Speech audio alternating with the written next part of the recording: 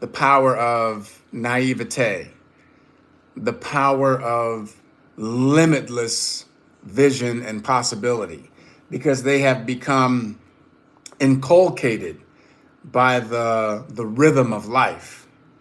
And unfortunately, for a lot of people, they're not conscious of their programming. They're not really conscious of how they have been going on a downward trek, because they start to do things not only habitually, but it's a war of attrition because they've stopped really dreaming. They've become resigned to a life that is less than extraordinary. They've fallen into that rhythm of predictability. They don't reach for growth opportunities. And so they don't go to personal development events. They don't take on new assignments. I'm talking about life assignments. It might be learning a new language or taking on a new class where you can develop a new skill, or taking a martial art or picking up an instrument. They don't look at their current environment and challenge themselves to elevate, to level up. They look for ways to find more comfort and resignation within their current environment. So they're already in a box. And what most people do is they just figure out more creatively how to settle into that box. And so they might do something like, I love the idea of, coming home after a long day of work, and, finally I get the kids to bed and I can just kind of put my feet up and, zone out, watch something on the electronic income reducer, and just kind of check out. I can escape my reality for a little bit. I can pick up my phone and I can scroll with prank videos and stories, and I can look at, a bunch of fake lives on social media and then get lost in that, and I can just kind of escape. And then people do this all the time. People do this at work, by the way. They don't just do it when they get home. They do it at work. And so what happens is there's atrophy because you're not using the muscle of youth and curiosity and naivete and possibility and growth. All those muscles atrophy because you stop using them. So then the idea that you can transform your life, the idea that you can create a completely different reality, it's a shock to your system. It's too much. It's overwhelming. And so then, because you're getting out of touch with that, you stop reaching for things. You lose that wonder, that unstoppable spirit. So some of you all will remember this if you dare to. There was a period in your life where you felt invincible. There were periods in your life, and I hope you still have them. I do. But if you look back and your youthful phase, your youthful season, there were periods where you felt like you could do no wrong. And even if you did, you didn't care. You were just reckless abandon. And there's something useful about reckless abandon. Now, the beauty of it is that you have some life experience now, so you can have reckless abandon with responsible controls. You can put proper controls in place. So, for example, if I were to invite you to have reckless abandon on the CrossFit course, meaning just go for it, right? If you pass out, if you throw up, no problem, just go for it, because I got you. I'm gonna make sure that you don't endanger yourself. You're not gonna have a heat stroke, but let's just go for it. Well, there's a reckless abandon in that, but there's responsible controls because you're doing it with people that are going to have your back, right? And if you throw up, so be it. If you pass out, so be it. But who you become, what you learn in that process, is because you're tapping into that youth. There's a phrase in the Bible. I'm not a biblical scholar in any way, shape, or form, but it basically says to remain childlike. To remain childlike, because there is a quality of curiosity and perpetual learning that is associated and linked with that. People that, they call themselves grown, they think they know. Those are the worst two words that you can say. Yeah, I know, right? I know that. Well, if you know it, why aren't you doing it?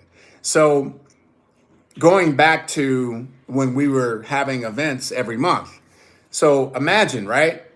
Whatever you're doing in your life and work and responsibilities, we were going to those events. It became a non-negotiable because the events were so good. They were so powerful. It's one of the most valuable lessons I learned is that getting to an event is an event in and of itself. For some people, it's an event in and of itself because it calls upon you to reach. It calls upon you to stretch. It calls upon you to problem solve. Like you have to be very creative. And I always use this example because it's true and it's a very powerful one. Every single year in this country, every year, literally thousands and thousands and thousands and thousands of 17 and 18-year-old kids get accepted to a college or university. And the majority of them do not have the funds to pay for it. They don't have it. And we're talking about, 10, 20, 30, $40,000 or more a year to attend. So let's talk about the low end. Let's just call it 10,000 a year, 40,000 for which is that's not even realistic. Let's call it 15,000 a year. That's better. That's a little bit closer. So you're talking about 60 grand to get a degree, and there's no guarantee, by the way, of having a job when you get out. But what is guaranteed for most of those kids is that they will have debt. They're going to be in debt. That's guaranteed. Now, most of those kids, they never say, I don't have the money, I can't go. Most of them don't say that. They're not even thinking that. They've already decided that they're going because for them, the victory was the acceptance. I'm going. Like it's the price is not, I'll figure that out later. They commit first and they create second. Why? Because they have a childlike naivete where they're not really thinking everything through. Now, that could be a good thing and a not so good thing, right? There's a double-edged sword to this. And unfortunately, a lot of our kids now who are graduating college, a lot of them are coming out and they have all this debt. They can't afford to pay back. They're having to move back in with their parents and they're saddled, right? Because they didn't think it through. That's another topic for another day. But my point is that a 17 or 18-year-old is resourceful enough, committed enough to figure it out. And they will find that 10 grand. They're going to find that initial payment to get into the school, to get registered so they can be in class the first day of class and have a dorm room. They figure it out. So there was something about this demand that we placed on ourselves because in our mind, we were thinking, this is a world-class education. I don't know about you all. I can tell you from my personal experience, okay? 7 years in higher education. 7. That's a long time where I was surrounded by some of the most brilliant people I've ever experienced. Some of my classmates, you know them by name. You know them. They're senators. They're prominent political figures. Like this was no joke, okay? Like powerful minds, right? I had never, even though I was in these environments, from that at Morehouse to Ivy League and all that, even that, I never had the experience of being in a room full of independent thinkers who were committed to their freedom, who were committed to their financial independence, who were committed to running successful businesses. I'd never had that. I'd never heard of it. I didn't even know that was available. So in my mind and many others, when we were going to these events every month, we were thinking, man, I've never had this. So if I could get it once a month, man, that's ridiculous. Like, of course I'm going to figure out how to get there because the value of that was far greater than anything that I could have imagined what I had already spent in 7 years of higher education. Okay. So we had to figure it out. And when I tell you we had, 4 or 5 people in a car, that's easy, right? We can get 4 or 5 people in a car. When I tell you that we gave the women, we gave them the beds, we slept on the floor, or we had the hotel bring cots if they had cots, and that's how it was. And if you were smart, you got up really early before everybody else, so you get the bathroom, get your shower in, and get down to where the main the main convention was.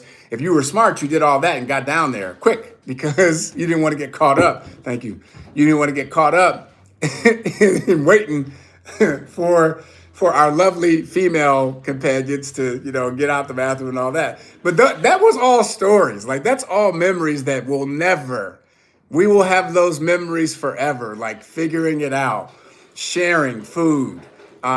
Hey, you go down, I'm gonna get up. I'll get in line at 3:30 in the morning.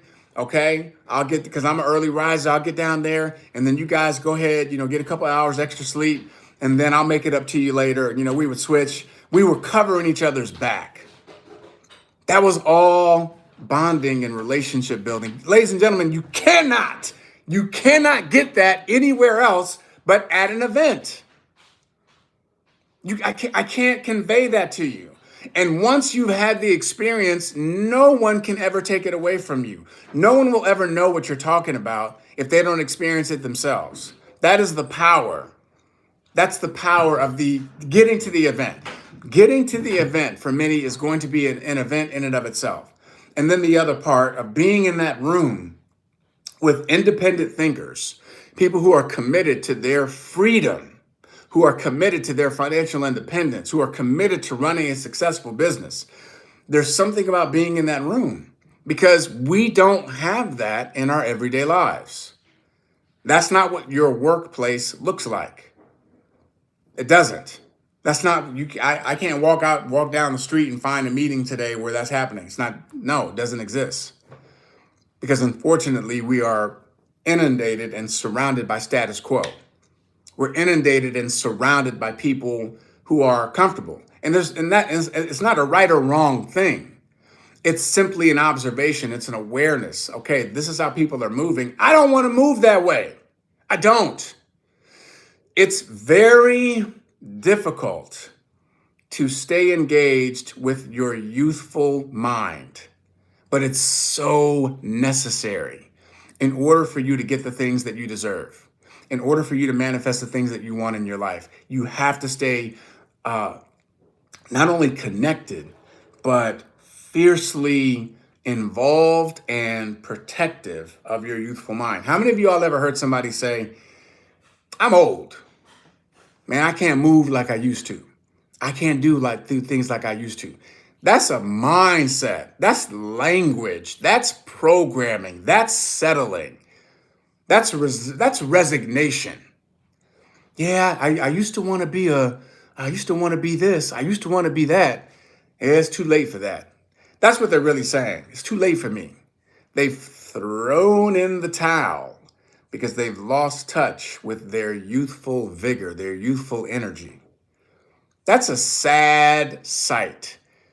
Have you ever gone to a reunion? Have you ever run into somebody that you went to school with when you were a kid, and you run into them, and there's a familiarity, and you're looking at them, but you can't quite remember who they are, but you're supposed to know who they are because they're looking at you and they've already said your name.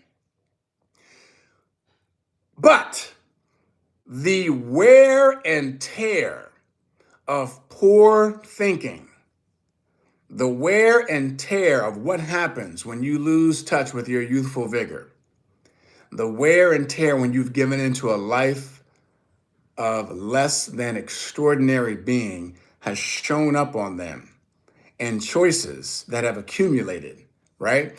We are the sum total of our choices.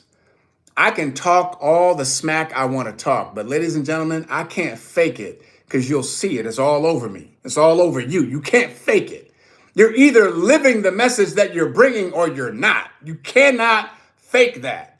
And it's uncomfortable. I've had this happen, and I'm thinking to myself, whoa, wait a minute, you didn't look anything like this. And this was not the trajectory of where I ever thought you would arrive.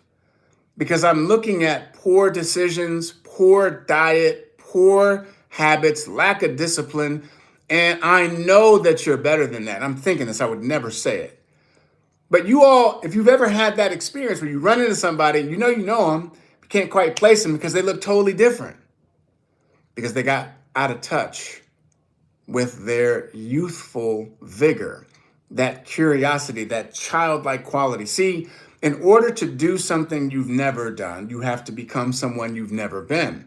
And there is, whether we want to admit it or not, a delusional quality that is required in order for us to create success. There has to be something in you that you're not going to know everything and how everything is going to unfold. It's simply that you've made the commitment that you're going to get it done, and you wanted it bad enough that it was going to happen, regardless of what anyone was saying or not saying. When I think about honor, one of my good friends, his son, who is autistic, Honor, from the time he was like 6, 7 years old, he's autistic, had a passion for flying, an unrelenting desire to fly a plane. And Honor today is 16, 17, somewhere around there. And he has his pilot's license. The brother's flying planes. He's autistic. He's flying planes. Why? Because he has that childlike quality. He doesn't know he's not supposed to be able to do that. He doesn't know that he's considered developmentally delayed. He doesn't know that autism is something that is supposed to impair you from doing things that other people would look at as superhuman. Any of us that knows pilots, that know people that fly, we're very impressed with them, aren't we? We're impressed with them. We have friends who fly planes. That's impressive. And they're quote unquote unencumbered. They don't have any so-called ailments. And this brother's autistic and he's flying planes because he has that childlike quality. I think about the dynamics of the bumblebee. See, aerodynamically, the bumblebee has this big fat bubble body and then these short wings, right? Big fat bubble body, short wings. Aerodynamically, the bumblebee is not supposed to be able to fly, but the bumblebee doesn't know that. And so it flies anyhow. And so there's something about that spirit that we must stay connected to, and we must nurture and encourage it, and we must stay engaged with that delusional quality. Now, it's scary. If you don't have moments where you're scared, it means you're not reaching for anything worthwhile. If you don't have moments of like, how the heck are we going to pull this off? I don't know how we're going to do it. Like, the thought of it makes me nervous. If you're not having that, then you're not reaching for anything worthwhile. You're supposed to have that. But let me ask you the question. Which would you rather have? Would you rather have the story of here was something that was before us and we had to figure it out. We had no idea how we were going to do it. And yet, with prayer and persistence and a determination and a grit, we figured it out. And not only did we figure it out, but because we went to that particular event, here's what happened. I met somebody, had a conversation, changed my life. I heard a story. I never thought that I would see myself so clearly in somebody else. It changed my life. And it was game on. Like, I was never the same after that. Would you rather have that story that not only you can tell for the rest of your life, but that story can be passed on, or you could have the story of, yeah, I wanted to go, but yeah, I just couldn't make it happen. See, the first story, you're a make it happen captain. The first story, you're a superhero. The first story, you're a problem solver. The first story, you're doing what is not to be done because of that childlike delusional quality. The other story, you're like everybody else. You just resign yourself. You throw your hands up. Couldn't do it. Never mind. Maybe next year. That's not a story that's worth retelling. That's a story that everybody else has. And this is the burden, ladies and gentlemen, of being blessed. It's the burden of being blessed. All of us are incredibly blessed. We have our health, our well-being, we have each other, we support each other, we encourage each other, we dream together, we build together. We pick each other up when somebody's down, somebody else picks them up. When somebody's up, they lift somebody else up. And there is power in that. There is power in telling the story. There is power in creating the story. And once you do that, you have the ability and the authenticity to pass it on. People are looking for you. They're waiting for you. They're waiting for you to step up. The people that you can reach that I'll never be able to reach. There are people that are watching you. They don't even know who I am. There are people that are aspiring to something greater and they don't have the courage yet. They haven't tipped the scales in that youthful vigor, that youthful energy. They haven't pushed the scale over yet because they're still stuck and they just need a little encouragement. They need an example. There are role models and there are real models. I prefer real models because role models, they're not real. They're not going to answer your phone call. You can't call them. They're not coming to your home. They're not coming to your neighborhood to spit game and pour into you and show you how to get your freedom and teach you how to be financially independent. They're doing their thing. They're leveraging their platforms and doing whatever the hell they want. And what happens is we lose our priorities. We get it all twisted and mixed up because we are worshiping the wrong things. We shouldn't be worshiping, folk anyway. But we're lifting up and edifying the wrong things and the wrong people. I know a lot of you, okay? And when I watch how you all move in your life, when I see how you honor your word, you do what you say and you say what you do, you show up when you don't always feel like it. You may not always be able to put forth the effort that you'd like to put forth, but you still find a way to participate. You have integrity, you have character. You're genuinely looking to bring value, not only to yourselves and your families, but to your communities. You all are real models to me. You're all individuals that I would want my children to spend time with. I would want my children to learn from. Here's how you conduct yourself. Here's this level of professionalism. They may not love everything about the job that they have, but they do their jobs with excellence. I want my kids to model that attitude, that mindset. And we need more real models in the world. I believe that what we do in business, how we are impacting our communities with the business that we do, is a huge part of giving people something to believe in, something that they can model, behaviors and philosophies. It doesn't mean that everybody here is perfect. It doesn't mean that we all don't have challenges. It just means that we're honest and we're sincere in our communication and we're willing to own up to our mistakes and we're going to keep showing up and doing the freaking work and we're going to keep moving forward. Well, see, that's the burden of being blessed because each of you have your own set of gifting and your own set of talent, your own set of skills. You all bring so much to the table. I am in awe. I was saying this at the beginning of our call. Like when I was looking at the screen, I'm like, this is too much for me. I'm overwhelmed right now. And I'm saying it, I'm not joking, but I'm having fun with it because it's crazy. Like how often do I get the chance to be in a room like this with this much power and brilliance and beauty and grit and guts? I know most of your stories. I know how hard you work. I know, it's life be lifing. Life is always going to be lifing, right? But everybody here keeps showing up anyway, and I respect that. That's the kind of leadership that I want the world to see more of and to have the opportunity to tap into. And ladies and gents, they're not going to get that if we're just sitting on our butts and making excuses. It doesn't work that way. Sorry.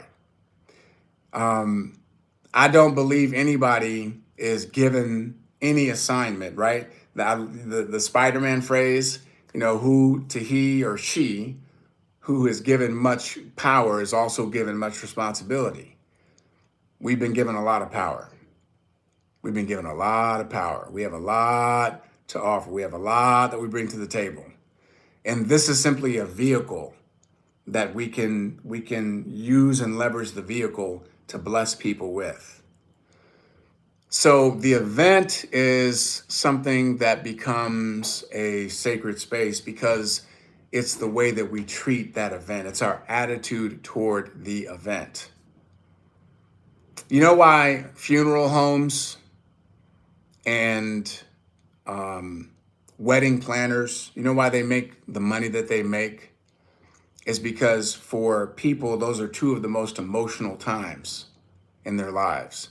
And people, when they're overly emotional, they don't make good decisions. They don't. I did this play years ago. It's called Two Trains Running. And in the play, there's a character, his name is Mr. West. And Mr. West he owns funeral homes, and he's a very successful businessman. And so when Mr. West comes into Memphis's diner, we all hang out in the diner throughout the course of the play. And when Mr. West comes in, we shoot the breeze and all that. And when he leaves, we tell stories. And one of the stories about Mr. West was they were like, yeah, this dude, he sells people caskets and then he sells them upgrades to the casket. And Memphis is a man of common sense. He's like, people paying for caskets, and the caskets are lined with velvet cloth. And then he charge them extra to have a casket that locks. Why would you need a casket that locks? Like you ain't going nowhere. Why you need to lock the casket? And he was talking about how he would take people, put them in the casket, and then another gentleman in the diner is like, yeah. And then after a couple of months, he digs up the casket, he puts the body in the ground and reuses the casket and sells it at a markup. And so the whole point is that people make irrational decisions when they're very emotional. You'll hear this over and over again. I used to always tell people this. It used to irritate me. Do not invite me to your wedding. Do not invite me to your wedding. And I find out 2-3 years later that you're divorced. Because if that happens, if you're not still married at least 10 years from the date that I paid for an airfare and hotel to come to your wedding, and you're not still married, I want a full refund. We're going to put that in the contract for everybody that you invite. That used to irritate me. I was like, wait a minute, what? They're divorced already? What? Because again, people are thinking about the day. They're thinking about a one-time thing, and they're not thinking it through, okay? And my point is this. People spend thousands and thousands of dollars on stupidness because it's not grounded in anything that's a value system, that's based on principle, that's based on your lifestyle, that's based on becoming something more. They're just focusing on a day, right? Now, the inverse is true for an event, because when we go to an event, we are fortifying our foundation and our principles of integrity, of doing business at an outstanding level, providing far more value than what we're asking for in exchange. We are espousing the principle of financial stewardship, increasing cash flow, being fiscally responsible, not wearing our money and being flashy, but focusing on paying off the mortgage, paying off any car loans or student loans, building up our financial investment portfolio, making sure that our kids' educational fund and our grandkids' educational funds are fully funded. All of that is being fortified because we take the time to attend this event. And so if we're spending money to attend the event and we're learning how to grow our money and earn more money, the return on that is incalculable. That's the difference. It's the attitude that we have toward the event. And so when I break down to you the reality that people every day, they make decisions that are rash. It was a rash decision that I made. I'm like, I'm just trying to get in to this. I was trying to get into this Ivy League school. I knew that there was between 15 to 1,700 people that were applying. And for me, there were only two spots. I was going to get one of two spots. That was it. I was like, I just focused on making sure that I got one of those two spots. I knew the competition was steep.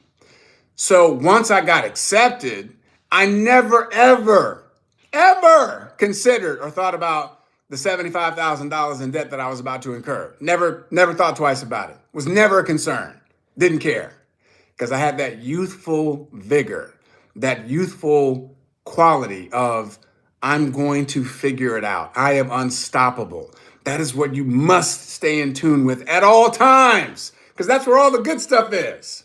Don't lose sight of that. Don't lose that in yourself. And that's exactly what happened. And so when we have that same spirit, when it comes to attending a simple event, and the event doesn't cost tens of thousands of dollars, by the way, the return that what you stand to gain is far greater than what you would expend. And even if you go to the event, I always challenge people, go to the event and you tell me at the end of the first half of the first day, you tell me that you're not blown away, I'll give you your money back. That's how certain I am of the experience. Because I know what's at stake. I know what's at risk if you don't go. I know what happens. You can't replace it. Time, ladies and gentlemen, marches on. It just marches on. It keeps going. Time waits for no one. It waits for no one. And unfortunately, we are up against it. Because with each passing year, we begin to normalize and habitualize being mediocre. It's not that we're intentionally striving to be average. It's just that the surroundings are average. I'm sorry. That is what it is. Most people do not wake up thinking of ways to be exceptional. They just don't. You can and you do. And you will. It's a choice. You can be what you will. You have the constant power of creation at your fingertips. And you know what's funny is as soon as we get off of this call, you know what's going to happen? The mediocre monsters are waiting. They cannot wait for me to shut up. They're like, will this fool please shut up so I can start attacking? As soon as you get out the call, mediocre monsters are going to come at you. And they will come at you from some of the most unlikely places. They will come at you from some of the most surprising places. They will come at you from some of the most disappointing places, where some of the very people that stand to gain the most by your success, they should be the number one members of the encouragement club, and they can be the number one members of the discouragement club. You cannot relent. You cannot give in. That's why Joan of Arc, that story is still being told, because everybody was looking at her like, what are you talking about? You're a child. You can't lead an army. She's like, you don't understand. I know my assignment. It doesn't matter what you say. I know what I'm here to do. I am unrelenting. One of my favorite movies is Elizabeth. It stars Kate Blanchett. Elizabeth. I used to have leadership groups watch that movie. We would talk about it because It shows this young woman who has this childlike quality. She's very naive. She is ascended to the throne, but she's naive and she doesn't understand the power that she truly possesses. She doesn't understand the insidious nature of all of these mediocre monsters that are going to be coming at her immediately. She doesn't get that. She doesn't see it. She's not thinking about it. And you see her transformation. It's such a good film.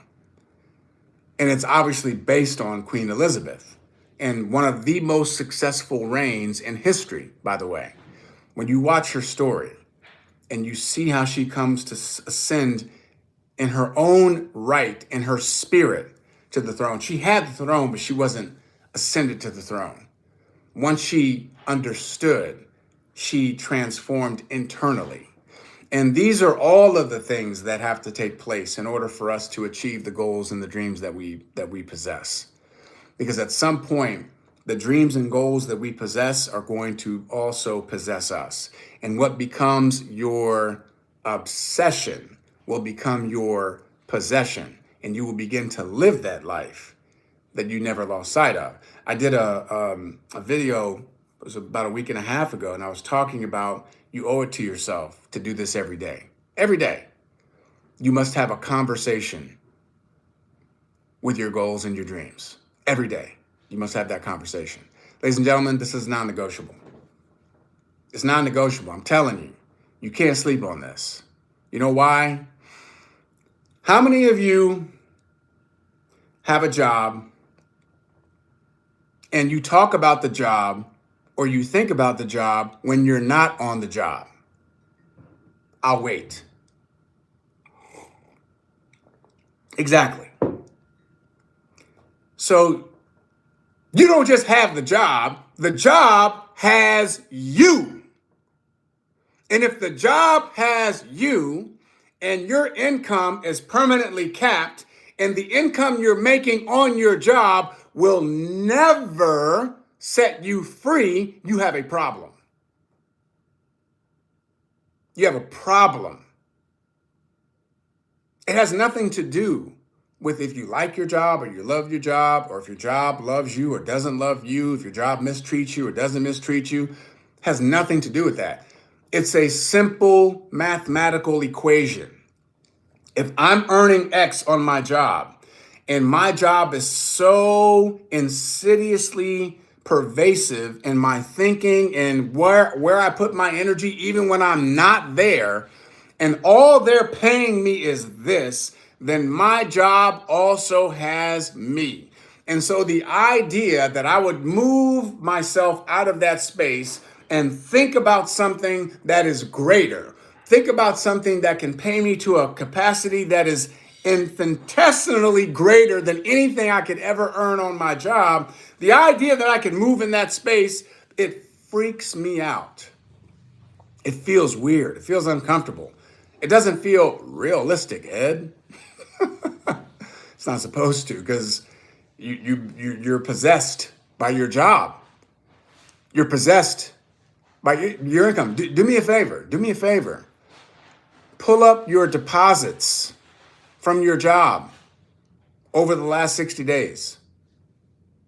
The last 60 days, pull up your deposits, add them up, and look at that number, and you tell me if that's your dream number. Tell me that's the pinnacle of your capacity when it comes to cash flow. Tell me you really believe that. I don't think you do. And yet you're giving this entity time, energy, and effort when you're not even there. Some of you guys, you put time and energy into your job or extra energy, and they don't even pay you for it. But you skimp on your dreams and your goals. You skimp on your dreams and your goals because it's a habit. Because people don't make dramatic turns, right? They make imperceptible turns into self-destruction. It happens slowly, pervasively over time, just making poor decisions over and over and over again, you slowly go into that brick wall. But the impact is the same. Like if you were doing a 90 mile an hour, bam, the impact is traumatic. But the impact when you're doing it slowly, it's still the bam, it's still the same. So you have to do this every day. Have the conversation with your goals and your dreams. And even if it's a conversation with the party of one, you're talking to yourself. Speak it. Look in the mirror. Talk to yourself about where you're going. Talk to yourself about who you're becoming. Get excited. Get excited about it. Pull stories. So we do have tools, right? We have stories. We have calls that we do. We bring people and they share their stories and what they've been dealing with. And if I could tell you the number of stories of powerful people, parents working multiple jobs and having limited time and limited resources and doing all these things, and they're still building successful businesses. They've still figured out a way to build to their cash flow of freedom and financial independence. Those stories are us. We are those stories. And if we don't take it upon ourselves to be that example in our communities, everybody here is in a different community. Everybody here is in front of people that, only they only can access you. They can't access anybody else that's here, but they can only access you. But when they do, they're like, wow, man, if she's doing it, maybe I could do it too. If he's doing it, I want to follow where he's going. Like I'm about that. I want to be a leader like that. I want to be a real model, not a role model. I want to be a real model. And that's the power that we possess. That's the power of attending events. It's a beautiful thing. Like I promise you, your life will transform. It will absolutely transform. So I want to open it up, and I would love to hear from anyone that can think about an event, okay?